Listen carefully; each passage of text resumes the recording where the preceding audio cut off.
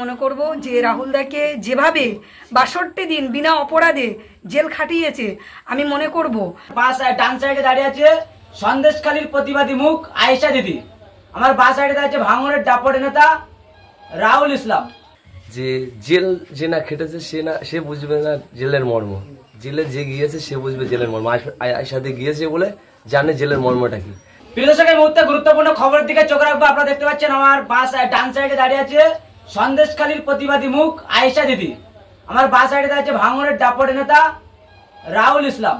এবং এই মুহূর্তে যে খবর বারংবার সোশ্যাল মিডিয়ায় উঠে আসছে, পুলিশের বিরুদ্ধে অভিযোগ উঠছে আর পুলিশের নেতৃত্বে নাকি বারংবার দমন করা হচ্ছে ইন্ডিয়ান সেকুলার ফ্রন্টের নেতৃত্ব নেতাদেরকে। এবং এই মুহূর্তে দু সাইডে দুই প্রতিবাদী নেতার নেতৃত্ব আছে, তাদের সঙ্গে আমরা কথা বলার চেষ্টা করব। তারা কি দাবি জানাচ্ছেন, কেন আগামী দিন কিভাবে লড়াইটা জারি থাকবে, কেন ওয়াকআপ নিয়ে আন্দোলন করলে মিথ্যা কেসে জেল খাটতে হচ্ছে একাধিক দিন হয়ে। আর সেই ওয়াকআপ আন্দোলনের গ্রেপ্তার হওয়ার নেতার বাড়িতে আসলেন সন্দেশখালীর প্রতিবাদী মুখ আয়েশা দিদি, এবং তার কি অভিজ্ঞতা। এবং বারাইপুর সেন্টার জেলে পাশেই কিন্তু আবার মহিলাদের জন্য জেলখানা বানানো হচ্ছে। কেন মহিলা জানেন, মহিলাদের জন্য নতুন করে জেলখানা বানানো হচ্ছে এবং সেই জেলখানা থেকে কি ভয় পাচ্ছে আইএসএফের নেত্রী আয়েশা দিদি। এবং আমার পাশে দাঁড়িয়ে আছে আইএসএফের নেতা রাহুল মোল্লা, তিনি কি দাবি জানাচ্ছেন দেখতে থাকুন বিস্তারিত খবর আইএসএফ বাংলার পর্দায়।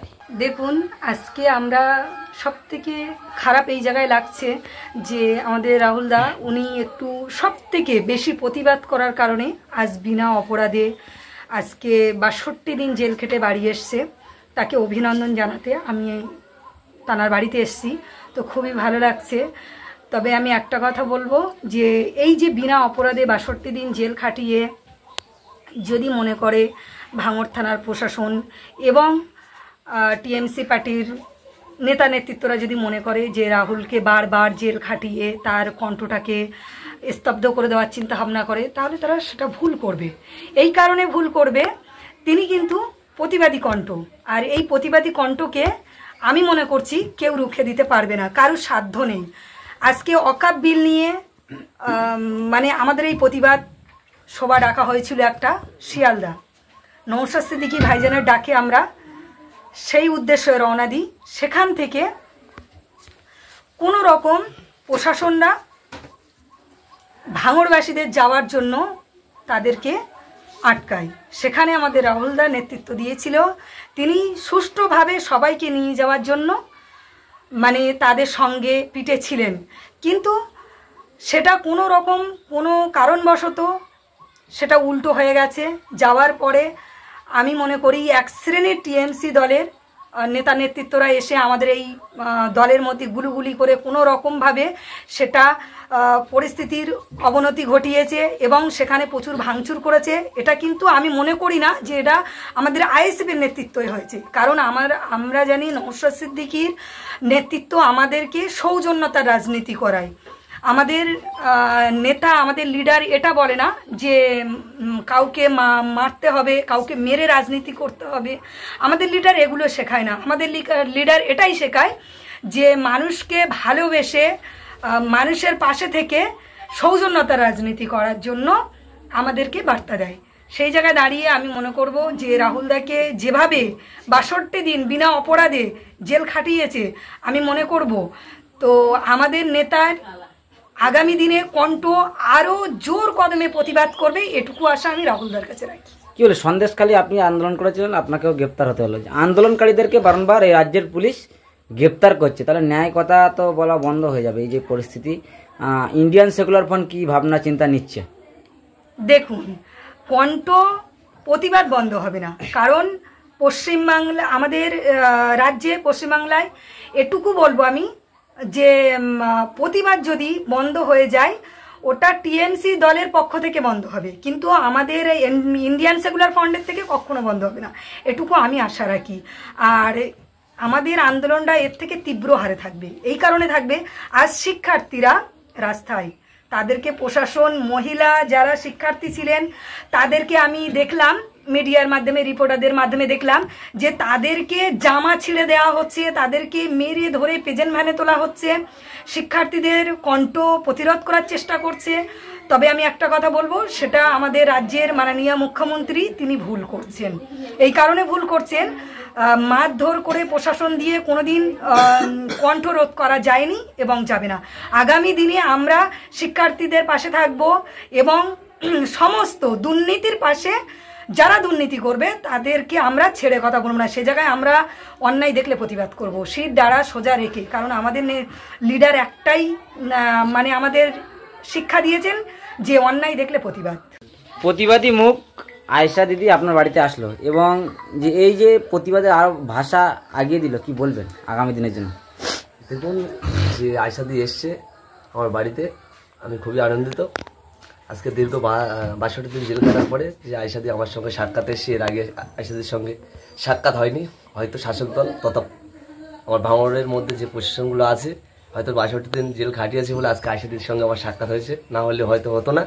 তারপরেও আমি বলবো এতটুকুই যে জেল যে না খেটেছে সে বুঝবে না জেলের মর্ম, জেলে যে গিয়েছে সে বুঝবে জেলের মর্ম। আয়েশা দি গিয়েছে বলে জানে জেলের মর্মটা কি।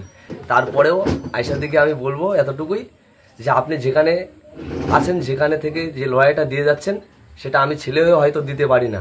আপনাকে বলবো আপনি এর থেকে তীক্ষ্ণ লড়াই ওখানে চালান। আমাদের যখন যেখানে আপনার পাশে দাঁড়ানো প্রয়োজন আপনি আপনাদেরকে বলবেন, আমরা অবশ্যই আপনার পাশে দাঁড়াবো। আর একটা কথা বলি, যে আপনি যে কথাটা বললেন আয়েশা দিকে, যে প্রশ্নটা করলেন যে মহিলাদের জন্য জেল তৈরি হচ্ছে, বাস্তব কথায় এটা একটা মানে খুবই লজ্জাজনক ব্যাপার। সেটা আমরাও জানি। মহিলাদের জন্য যে জেল, আপনার বাড়িপুর গিয়েছেন তো, ছেলেদের যে জেলটা আছে ছেলেটার থেকে মেয়েদের জেলটা আরো বড়, দেখেছেন তো নিশ্চয়ই। ওর মধ্যে যদি ছেলেদের ওয়ার্ড থাকে 36খানা ওয়ার্ড থাকে, মেয়েদের মনে হয় ওর থেকে বেশি আছে, 72খানা ওয়ার্ড আছে। তারপরেও রাজ্যের মুখ্যমন্ত্রী আজকে এমন একটা জায়গায় পৌঁছে গেছে, দিদি বলছিল যে এর মতো যদি আমাদের মানে ভারতবর্ষের বুকে যে কটা রাজ্য আছে সব থেকে যদি মানে কোনো রাজ্যের মুখ্যমন্ত্রী নির্লজ্জ হয়ে থাকে সেটা হলো আমার রাজ্যের মুখ্যমন্ত্রী মমতা বন্দ্যোপাধ্যায়। কারণ হলো এই, দেখেছেন আজকে নারীদের, দিদি বলছিল তিনি একটা নারী মুখ্যমন্ত্রী, তিনি একটা মহিলা, তারপরে পশ্চিমবাংলার বুকে আজকে একটিও নারী সুরক্ষিত নেই। দেখাক আজকে দিকে দিকে ধর্ষণ, দিকে দিকে মার্ডার, দিকে দিকে খুন, এই মহিলাদের উপরে অত্যাচার। তারপরেও বলবো আয়েশা দি এসছে এখানে, আমরা ভাঙড়ের যত নেতৃত্ব আছি বা আমরা আমাদের দক্ষিণ 24 পরগনায় যত নেতৃত্ব আছি, আমরা একত্রিতভাবে যে আমাদের ওয়াকফ বোর্ডের যে আন্দোলন আমাদের চলছিল, আগামী দিন এর থেকে তীক্ষ্ণ গতিতে চলবে। যদি পেরে থাকে দক্ষিণ 24 পরগনায় যত পুলিশ আছে আমাদের আইএসএফ এর ছেলেদের রুখে দেখাবে, প্রতিবাদ কণ্ঠ প্রতিরোধ করে দেখাবে। তারপরেও আমরা এতটুকু চ্যালেঞ্জ রাখতে পারি যে আমাদের জেল খাটিয়ে এই কেস দিয়ে এই ঘর থেকে মানে ফাঁকা করে আমাদেরকে ভয় রাখিয়ে যাবে না, আর মানে কোনোদিন যায়নি আর যাবেও না। সিট দ্বারা খাড়া রেখে লড়াই হবে যতদিন বেঁচে থাকি। এ রাজ্যে পুলিশ মন্ত্রী মমতা বন্দ্যোপাধ্যায়, সেই পুলিশের দ্বারাই বারংবার নির্যাতিত হচ্ছে রাজ্যের মানুষ এবং আইএসএফ নেতারাও ছাড় পাচ্ছে না, কি বলবেন? তারপরে পুলিশের উপরে ভয় লাগছে না? দেখুন, আপনারা সবাই জানেন পুলিশ হলো এখন হুকুমের গোলাম।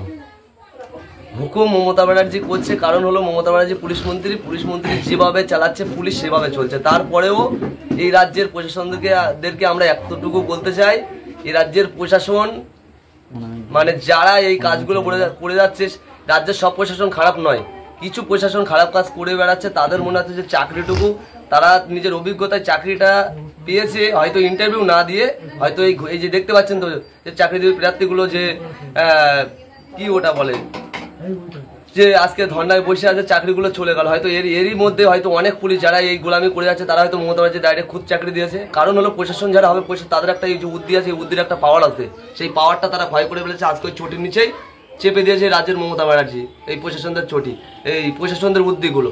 সেই কারণে প্রশাসন গোলামি করে যাচ্ছে। কিন্তু এতটুকুই, পশ্চিমবাংলার মানুষ খুব বুদ্ধিশীল মানুষ, সময়ের সাথে সাথে পশ্চিমবাংলার মানুষ এই প্রশাসন তথা এই পশ্চিমবাংলার মুখ্যমন্ত্রীকে উচিত শিক্ষা দেবে। লড়াই জারি থাকবে, অবশ্যই লড়াই তো জারি থাকবে। এই কি বললাম একটু আগে, এরকম যদি এক একটা নেতৃত্ব, এক একটা লিডারশিপের সঙ্গে যদি এই 62 দিন জেল কাটানোর পরে আজকে আমার এই সাক্ষাৎ হয়েছে, এরকম সাক্ষাৎ আমার হয়নি, হয়তো আমি ওই জন্য তো বললাম এই এদের দৌলাতে, হয়তো ভাঙড় থানার পুলিশের দৌলাতে বা আমাদের এই যারা শাসক দলের লিডার আছে তাদের দৌলাতে দেখা হয়েছে। আরও আগামী দিন আরও অন্যান্য লিডারদের সঙ্গে দেখা হবে, একত্রিতভাবে লড়াই হবে এই মেরুদণ্ড খাড়া রেখে।